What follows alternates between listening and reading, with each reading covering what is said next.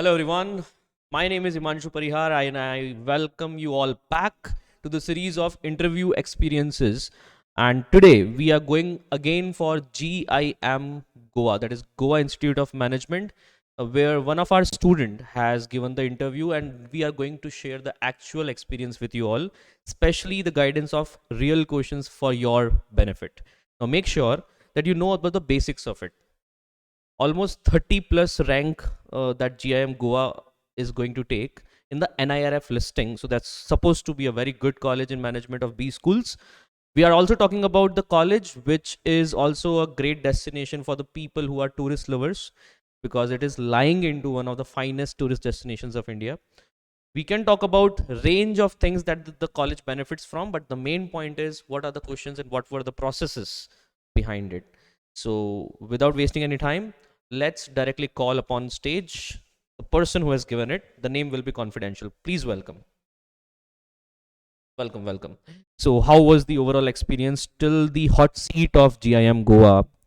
How many months of preparation were there in the background of your mind? Sir, I prepare for CAT. So I prepared for around 10 months, I will say, and uh, so GIM accepts GMAT, CAT, Z, and CMAT also. So they have this year they have 90 plus percentile criteria for short for WAT and PI. That was the background. Let's start with the beginning. So what was the call? Means how did you get the call of GIM, or did you apply it by yourself? Sir, I applied by myself. GIM has different process as such. It has three processes. One was elite round, second is achiever round, and third is normal regular process. So elite round is where the top 10% students of a college or university, they get a direct spot interview. So they didn't have to have a good CAT score. Like basic minimum CAT score is required, but CAT score is not a priority for the college. And I applied it through achiever rounds, the second one. Achiever round is basically where the person has some special or achievements to tell. So I applied it through that only. And the third one is normal regular round, and that's the shortlisting is based on percentile, CAT percentile. So take a note, students, if you are going or thinking about GIM Goa, these are three rounds that you can apply from: elite, achievers, and regular. By which round did you apply, by the way? I applied it through achievers and regular. Achievers and regular, where you had to mention some achievement of yours, obviously, right? So was it in the application form itself that you were mentioning an achievement so that they can directly go for that? Yes, sir. We have to mention our achievement in the form itself, and it's up to the college whether they are satisfied with the achievement or not. Tell us what was the opening time of the application forms for you, if you remember. What was the date? I think I applied it through after CAT only, but GIM opens its application form around starting November, and it closes around mid-January. November or December can be the best months to apply for the application form. And what was the time when you get that you're shortlisted in GIM Goa and you have this interview on this day? So what was that email time? Actually, as I am from a achievers round, so I got a call at I think around 22nd of December. Uh, in the mail, it was mentioned that I will have a wed on 31st December on the eve of New Year, and I have to select for my PI slots from 15th January to 23rd January as such. So I selected for 21st January, and it was an offline interview. So it was my first. Very good. So first experience for an online interview and offline interview. And you must have given some online interviews as well before it. Yes, sir. I have given that. So offline may, if what was your first experience, please tell us what do you feel the basic difference between online and offline interview? In offline, the major issue I had, like we have to wait for our chance. In online, if you are at home or your place, you can have your space as such. But in offline, you have to be in the place that is your there you're happening, where PI is happening. So first major difference was that, and second one was your dressing sense. I think for first time I was in full professional dress. So major difference. Appearance, that is, you may say the dressing sense, which we take for granted in online sessions, is quite an insincere task for offline interviews, and you have to travel to the place physically. That's also one more effort that you want to go. Other than that, most of the things are the same. The preparation is same, the delivery should be also the same. But one thing I must say, online students who are preparing for online APIs, look in the camera, not on the monitor. Most of the time you feel like you look in the eyes of the monitor. No, the people are not there really, they are virtually, so they are looking you through the camera, so you also look in the camera only, right? So let's talk about the real experience of questions. Did you have any VAT or PI before the real interview? Yeah, as I mentioned, I had a wet on 31st. So on 30th we had a mock wet. So basically to understand all the process. In the wet process, we were given we have a half an hour, and we can choose according to our need. Like from 9 a.m. to 5 p.m. you can choose any time that fits you. So we were given two options, two questions as such. You have to write on one, and 30 minutes was the given time. I think word limit was not there, but I think it was around 500 words at max we have to write. That was about wet, and Well, I was mentioning from day one till since the interview experience have begun. Nowadays, VAT is not just VAT; it is TAT, typing aptitude test, because it is conducted online most of the time. So he got 30 minutes to write on two questions specifically, and obviously he was typing in a good speed for it to make the situation happen. How many words limit was there? Anything remember? the 500 words, and we have to write on one of the questions. Like, so I remembered only one which I wrote. It was about the leaders or managers, the basic difference between them, and how an organization depends on others and managers.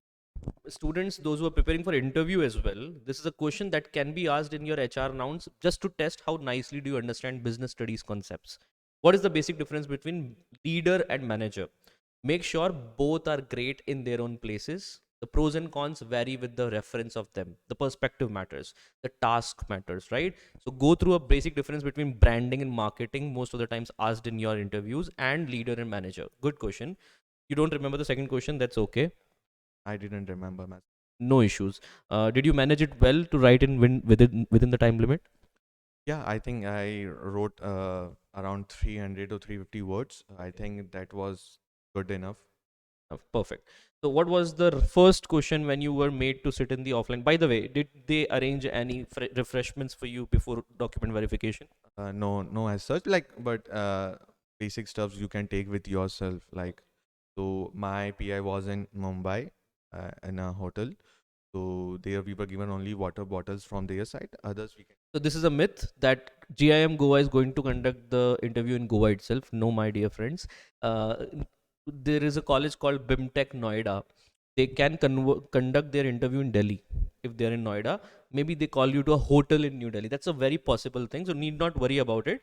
If the interview is of Kozhikode, you need not maybe going to Kozhikode. Sometimes it is conducted in the nearby areas as well. So don't worry about it. He was giving the interview in Mumbai.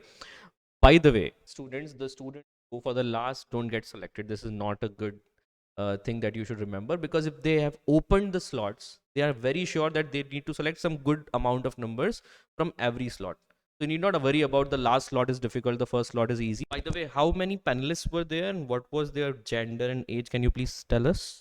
So there were three professors. I'm not sure professors, but three persons. We all were male. I think were in their early 40s. One was above 50. They asked you the introduction. Can you please enlighten or maybe shed some light on the introductory part? Some students are confused whether should we give the 3 lines interview or should we give it a 30-line interview. What's your take on it? So my view is that I gave my intro in 50 seconds, but I have seen people giving around 45 to 90 also. It depends up to how you want to express, how more you want to express. We were looking for a bigger introduction, at least not of 3 lines.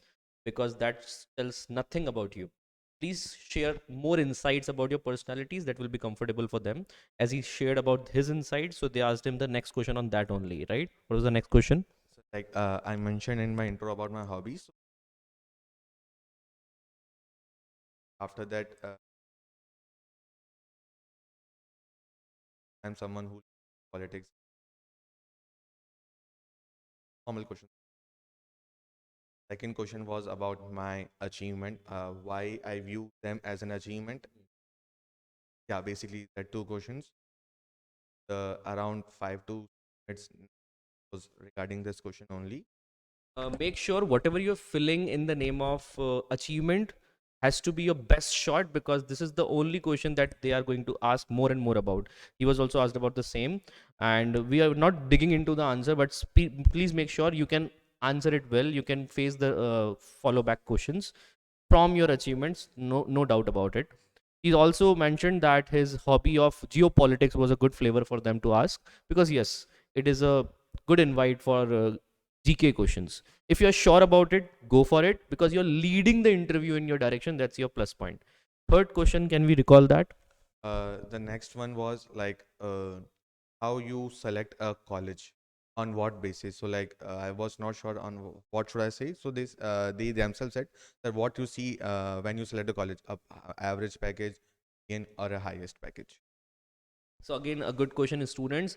What do you see when you select a college is not that much directly out of the box as much. Sometimes you are asked, no, okay, why have you selected this college? So sometimes we answer, okay, sir, because of placements. So that's a direct, blunt answer on the money, but no, we don't check only placements. We also check the city life. We also check the faculties, the alumni. Maybe you are inspired from them. We also sometimes check the courses. For example, there is a college called Soil, which we recorded very soon, very early this time. That college provides creative thinking courses. So that can be a plus benefit for you to select the course and the college. The same cannot be applied to all the answers, but yes, this answer is quite specific to why this college. So he has given the answer of how do you go for a placement or for a college selection, and what was your particular answer? Can you share with us? So I answered like I see highest package what a company gives to an student. A student. That's my view. They have a cross question on that, but I think I handle average. Yeah, and was it. And after that, they asked me any offer, other college offers you have in your hand. I said no. It's obviously reputed colleges. Can't wait to see that you name some other college as your bright eyes, hopeful future. Let them be sure that this is your only present and you're focused on it. Hana? Your plan B is also your plan A. These kind of things can actually butter them well. Don't ever ask, okay, what should I improve? That's a weakness. Let them not recall it, right?